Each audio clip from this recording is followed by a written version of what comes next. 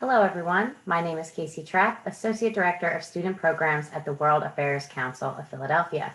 Welcome to the Junior Model United Nations Student Diplomat Program Preparatory Conference.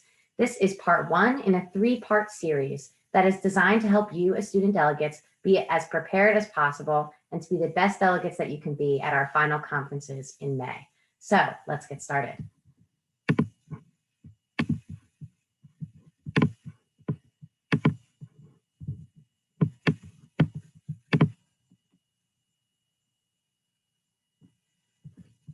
This preparatory conference is the second program in your 5-month journey as student delegates in the Student Diplomat Junior Model United Nations program. Again, this is designed to help you prepare for the final conference. We will accomplish a lot in this three-part series. First, we will learn about the United Nations and the Sustainable Development Goals. Next, we will learn about and practice parliamentary procedure.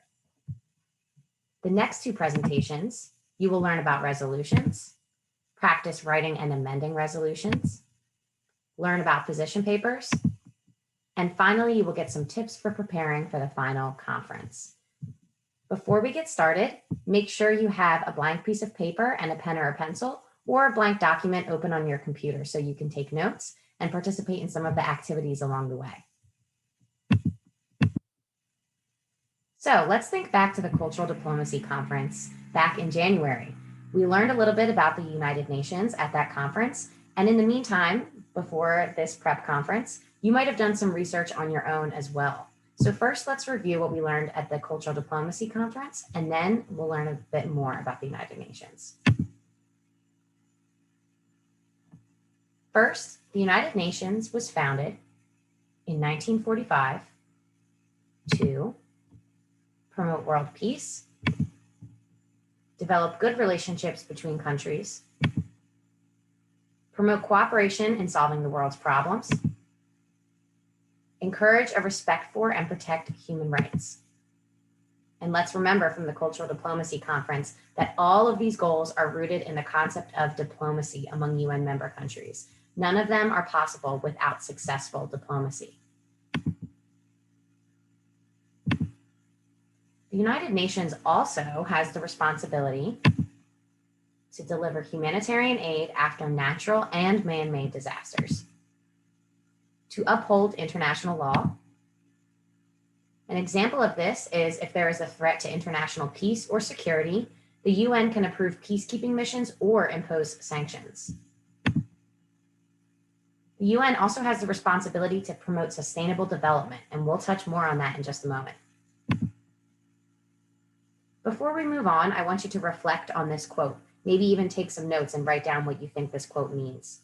Peace, dignity, and equality on a healthy planet. This quote is front and center if you visit the United Nations webpage.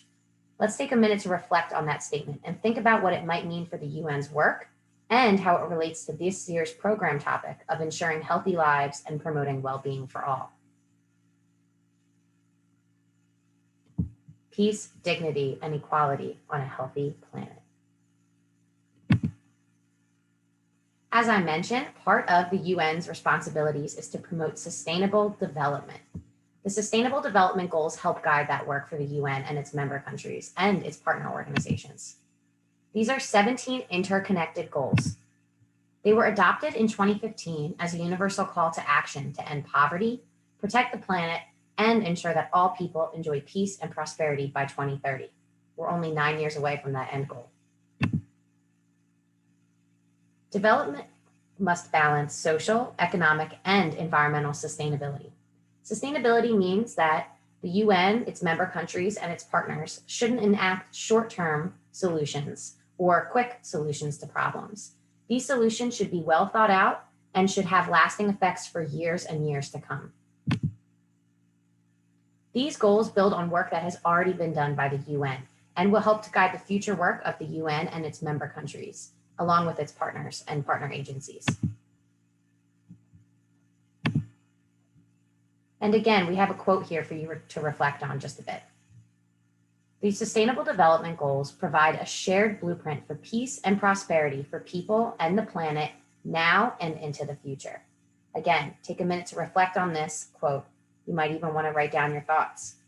What does this mean for sustainable development and the Sustainable Development Goals? What does this mean for Model United Nations and your role as student delegates in this program?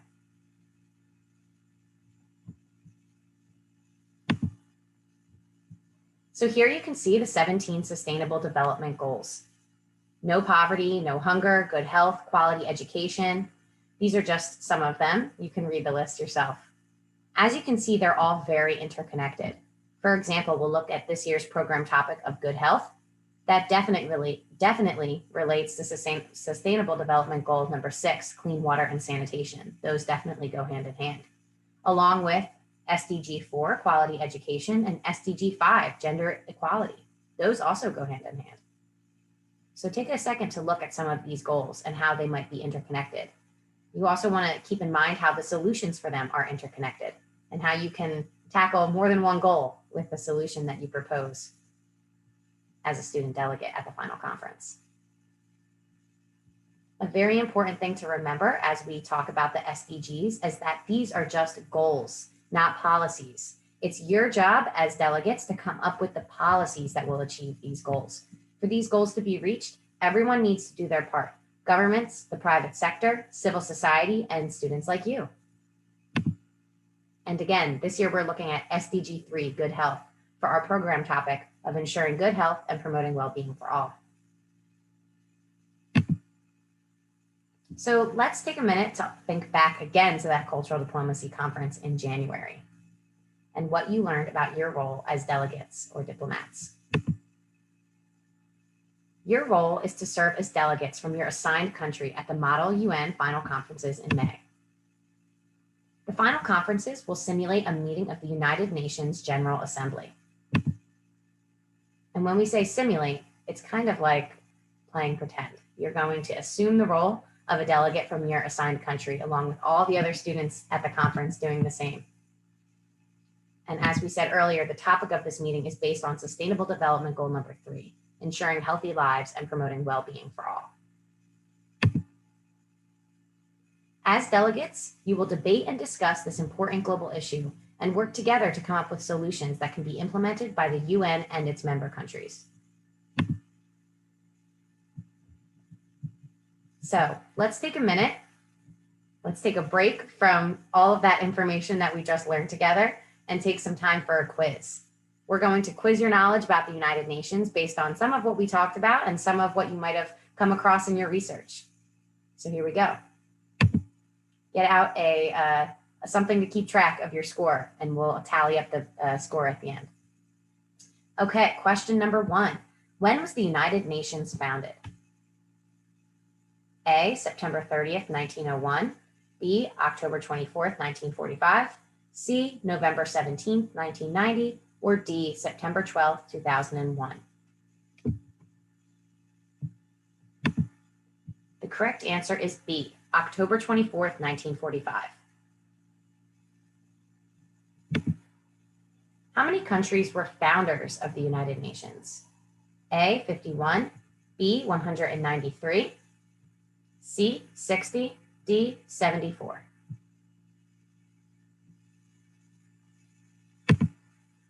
The correct answer is A, 51.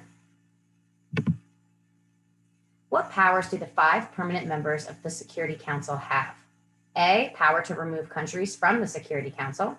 B, power to add countries to the Security Council. Or C, veto power.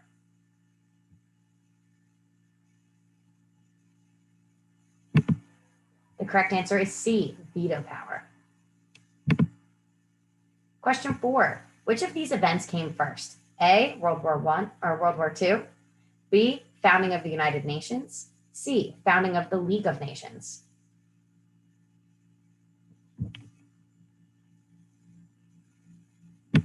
The correct answer is C, founding of the League of Nations. That came after World War I, but before World War II.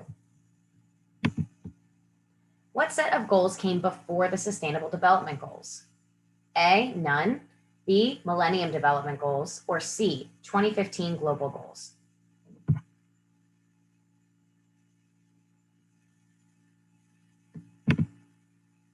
The correct answer is B, Millennium Development Goals. Question 6. Which of these is an example of a formal diplomat? A, United States Ambassador to the Federative Republic of Brazil. B, the mayor of a town. Or C, the CEO of Facebook. The correct answer is A, United States Ambassador to the Federative Republic of Brazil. Question 7. Which of the following is an example of how diplomacy has changed during the COVID-19 pandemic? A, shaking hands has become more common. B, increased use of digital meetings. Or C, real diplomacy is not able to occur during the COVID-19 pandemic.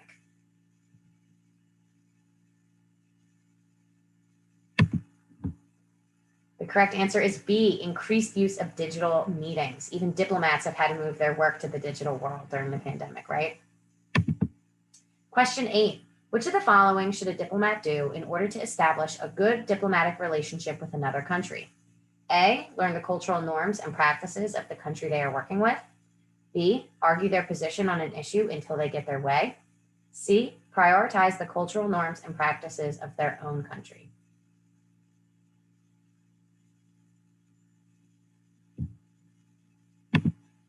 Correct answer is A, learn the cultural norms and practices of the country they are working with. We talked about this a lot at the Cultural Diplomacy Conference. Question 9. Which sustainable development goal are we focusing on at the Junior Model UN Final Conference this year? A, zero hunger. B, good health and well-being. C, affordable and clean energy. D, no poverty. This should be an easy one. Yes, of course, the correct answer is B, good health and well-being. But keep in mind what I said earlier about how interconnected those sustainable development goals are. Even though we're focusing just on good health and well-being, the other 3 sustainable development goals listed here definitely connect with the one that we're focusing on at the program. So keep that in mind. Question 10. Which of the following is not an agency associated with the United Nations? A, World Food Program. B, World Health Organization. C, World Bank. Or D, International Boys and Girls Club.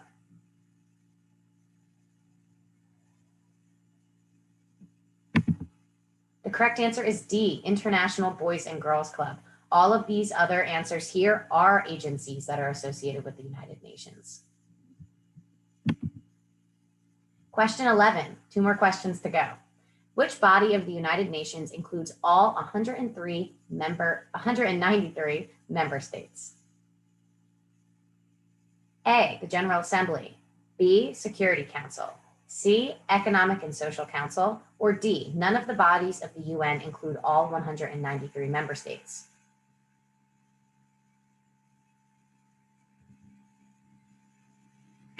The correct answer is A, General Assembly. And as I said earlier, we are simulating a meeting of the General Assembly at the UN Final Conference.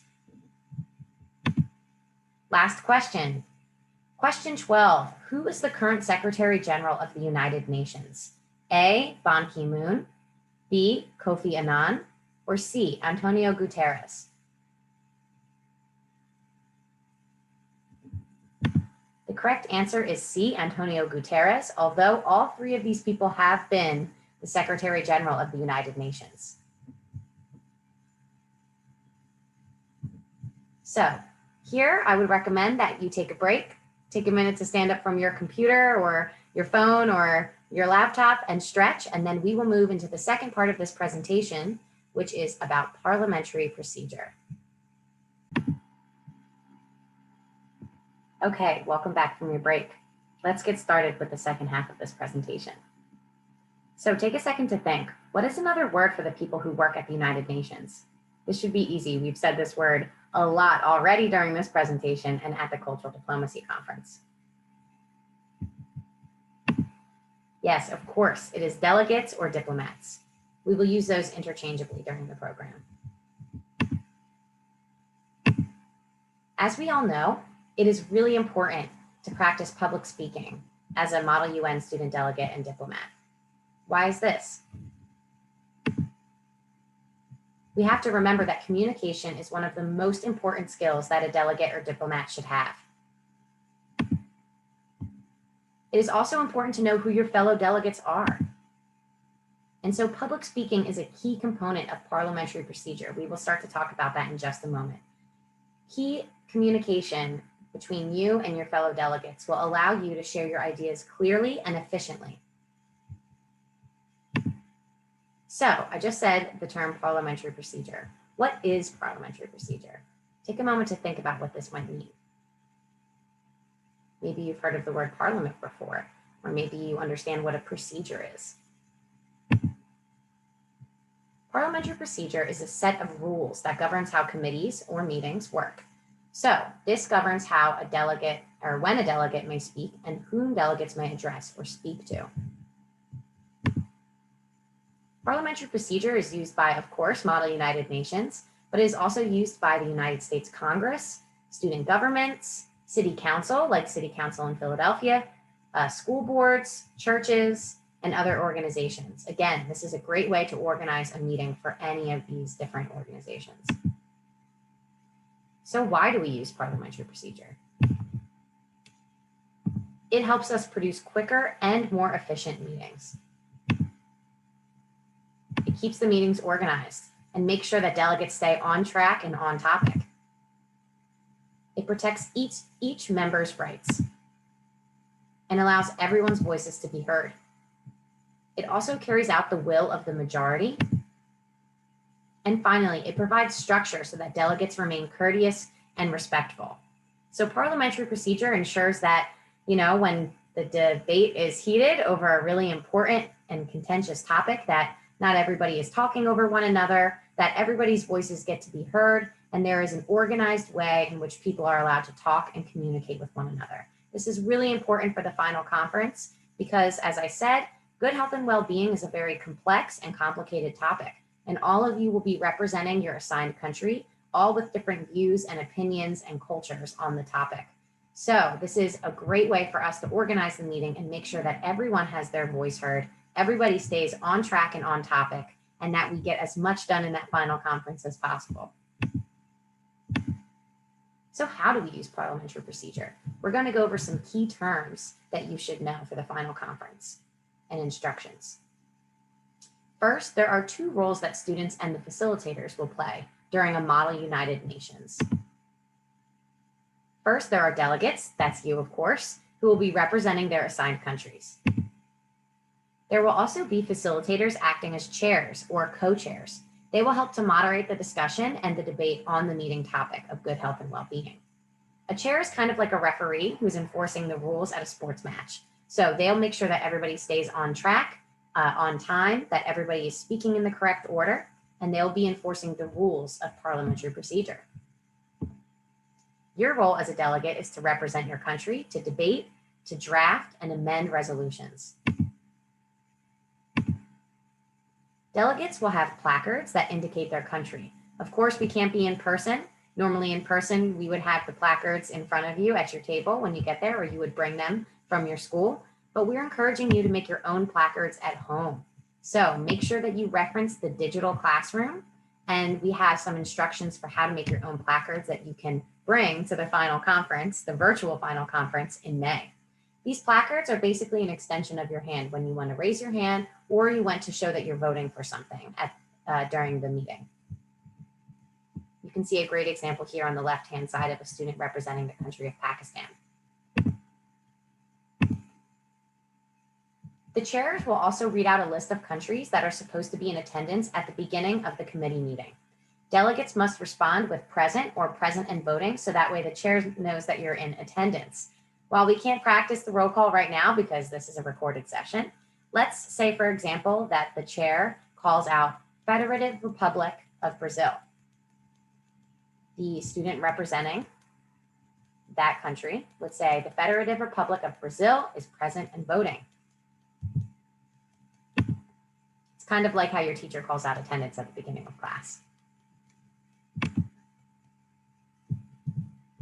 This next part can sometimes be confusing for students, so feel free to rewind and watch this part again if you need a little bit more clarification on what a caucus is. Essentially, a caucus means that there's different types of meetings that have different rules, goals, and outcomes when we're using parliamentary procedure. In general, a caucus is a meeting between a group of people with shared concerns, right? So that's all of you with a shared concern of good health and well-being as student delegates at the final conference.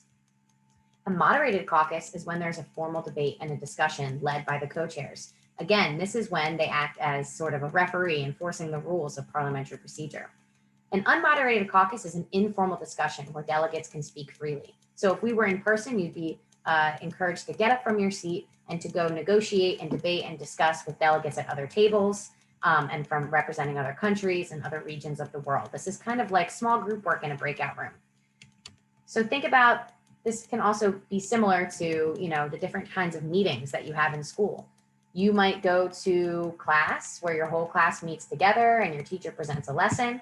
And then you might do some small group work where you have to collaborate with one another in a breakout room. And finally, maybe later you have to do a one-on-one meeting with the teacher during office hours. And so the UN and the Model UN have these different kinds of meetings too, with different goals and different outcomes.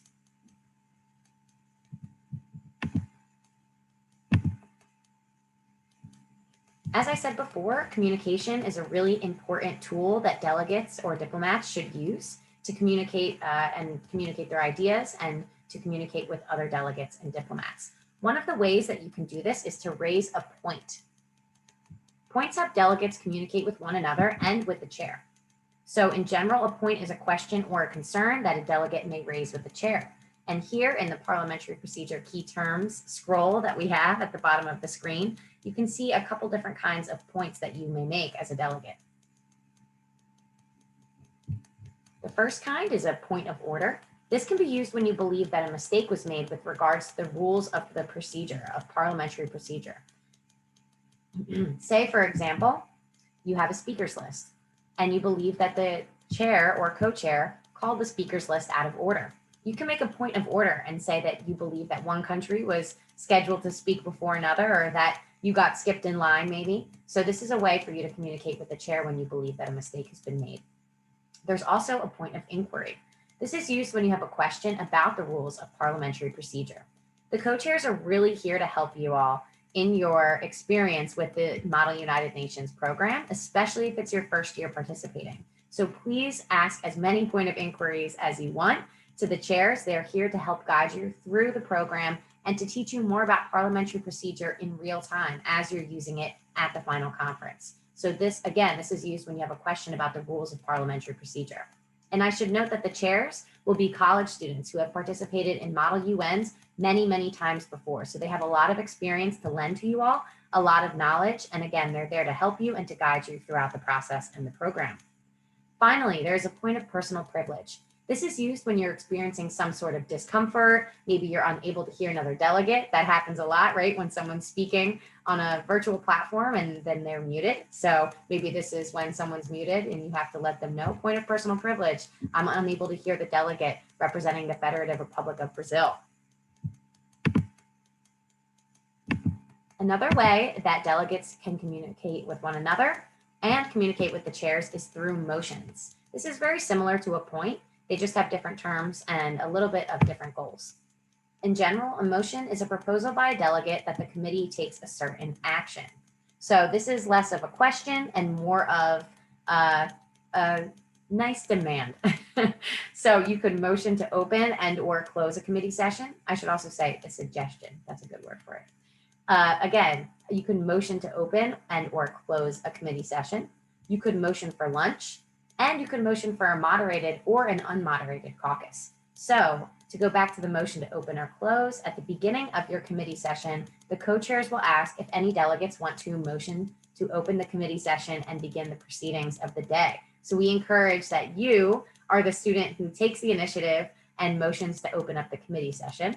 And then everybody will vote by raising their placards, and a majority of the students will vote to open the session, and then it will be officially open and you can begin.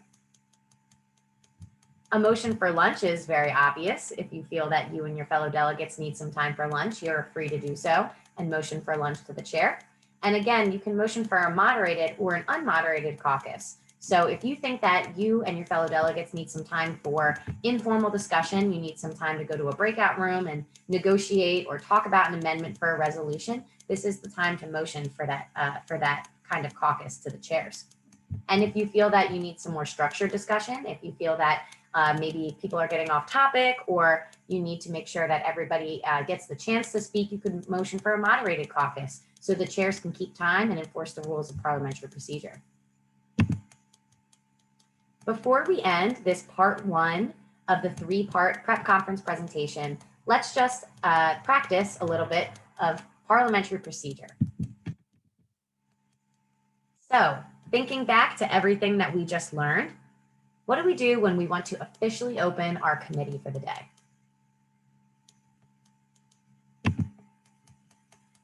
We motion to open. So as a delegate, I would raise my placard and I would ask the chair to motion to open. We would vote, and if a majority of the other delegates raise their placards to vote yes, then we open the committee session. What do we do when someone has a question about parliamentary procedure? We make a point of inquiry.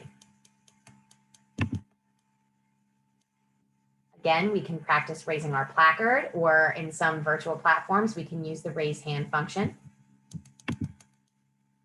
What if we want to take a break? What should we ask the chairs for?